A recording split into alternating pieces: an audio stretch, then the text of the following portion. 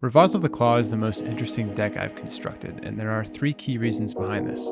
First, there are unique challenges around the utility of the deck, specifically card draw, discard, and mill. Second, I built the deck without any of the really good dragons, meaning I was digging deeper to find good fits for the deck. And last, having a mana dork as the commander interacts with the deck's mana curve in kind of interesting ways that I'll get into later. In this deck, the goal is to play a big flying fire lizard as fast as possible.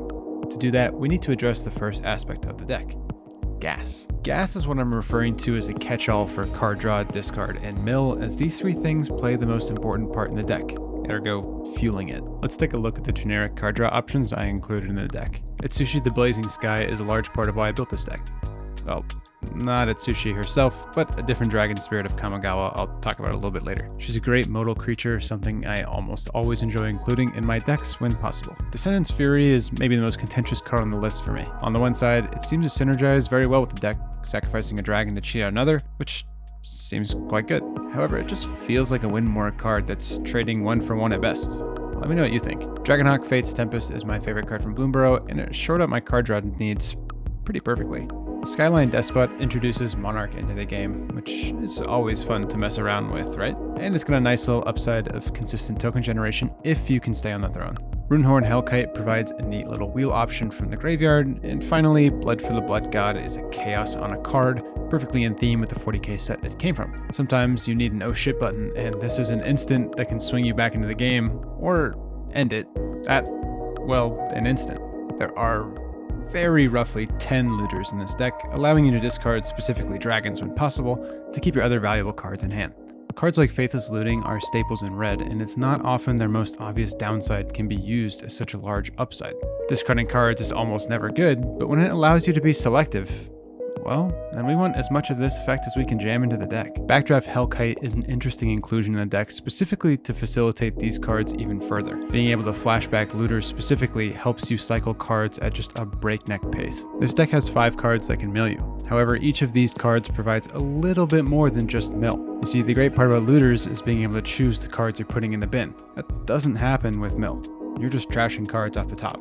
Further, while milling cards shoot from the hip, they're doing so with a shotgun, or maybe a missile. They don't really care about collateral or if they hit something else that's important. As long as cards are hitting the graveyard, they're doing their job and are usually really efficient at doing so. Going back to my overall theme for this deck, gas, sometimes you burn through it faster.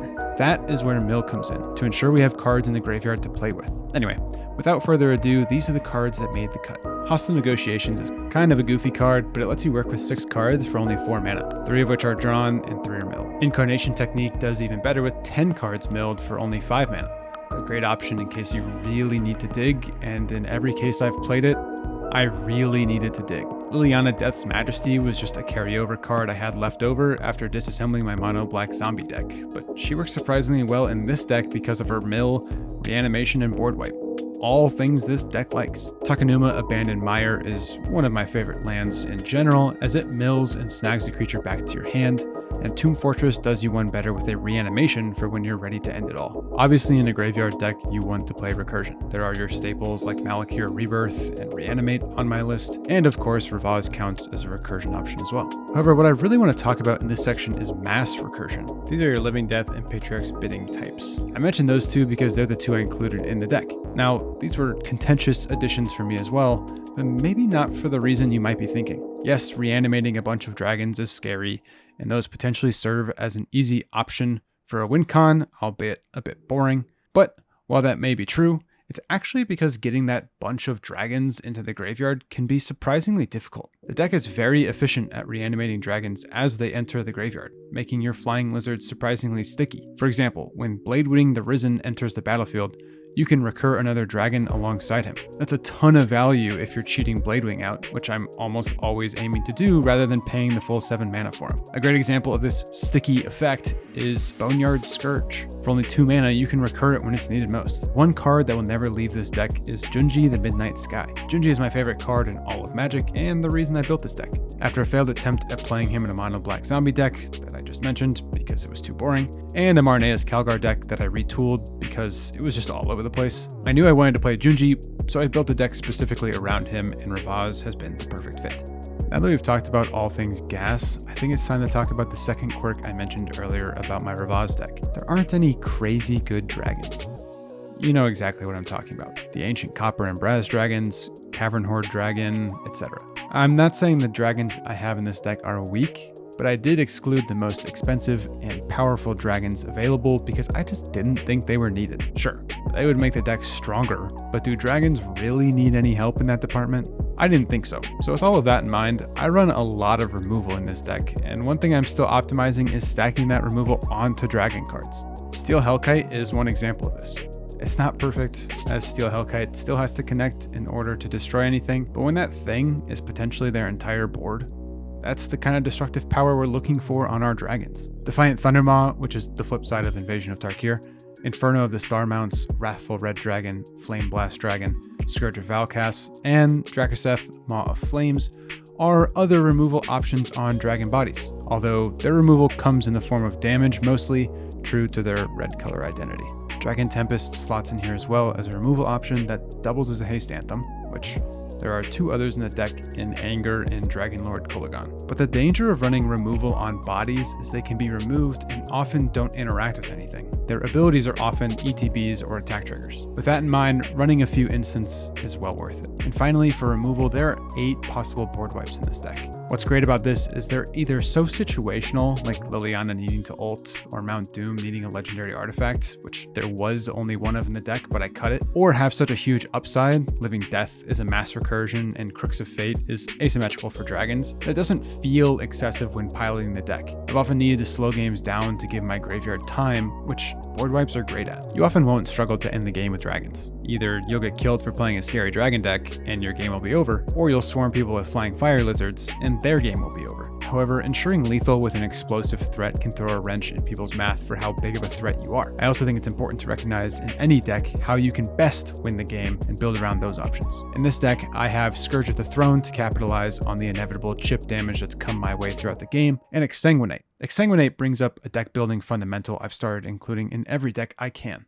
Life gain. Yes, it can be used to kill off players, but this deck is also scary. A threatening deck is bound to pull aggro from the table, and an emergency life gain button can be the difference between one more turn cycle. There are a few miscellaneous cards I wanted to talk about before getting to quirk 3 of this deck, the Mana Dork Commander. These fill interesting slots in the deck that maybe make it a little less focused, but often make it more fun to play. The first is Lathless Dragon Queen, who's one of the best dragon type cards in Commander. She creates an immense amount of pressure on the table and pulls attention away from other stuff you want to keep, like Rivaz. Then if she gets removed, it's pretty trivial to get her out of the graveyard and back on your board. I've got one Bladewing card in here, so I might as well have another. Bladewing Deathless Tyrant is another recursion target because of his hefty 9 mana cost, but his innate haste makes for a huge threat. Those 2/2 zombie knights are better for defense, but if Bladewing is left unchecked, then having a few 2/2s with menace can be pretty tricky to effectively block. Stormbreath Dragon is a pretty quirky dragon with a bunch of keywords attached. It's easy to underestimate how much damage Stormbreath can do. It's really not unreasonable to expect 20 damage across the board for only 7 mana. And Immerstorm Predator is in here for a little bit of graveyard hate on a scaling dragon that's just incredibly difficult to remove. Again, the theme is being sticky. For a protection package, I have Lightning Greaves, Bolt Bend, and Thunderbreak Regent. Lightning Greaves keep Rivaz protected for the free 2 mana each turn and provide haste should Rivaz get removed. Bolt Bend is a protection spell that doubles as removal, and Thunderbreak Regent is one of my favorite dragons in the deck. It's not amazingly strong, but it provides pretty great utility for only 4 mana. And finally, I just want to touch on all of the utility lands I put in here. Bojuka Bog is an obvious choice, considering we're playing a black graveyard deck. We wouldn't want anyone else playing a graveyard deck, knowing how strong it can be. Bonder's Enclave and Castle Lochthwain serve as some emergency card draw, with basically irrelevant conditions attached. Mines of Moria is a treasure chest that can use some of those non-dragons going in the graveyard to store mana for a later turn. Mount Doom is a pain land that can ping each opponent for 1 each turn. The last condition actually can't be activated in this deck since I took out Palantir of Orthanc. And lastly, Takenuma Abandoned Mire and Tomb Fortress were mentioned earlier, but they both serve as mill and recursion options. There's one more deck quirk to talk about that I stated at the beginning of the video.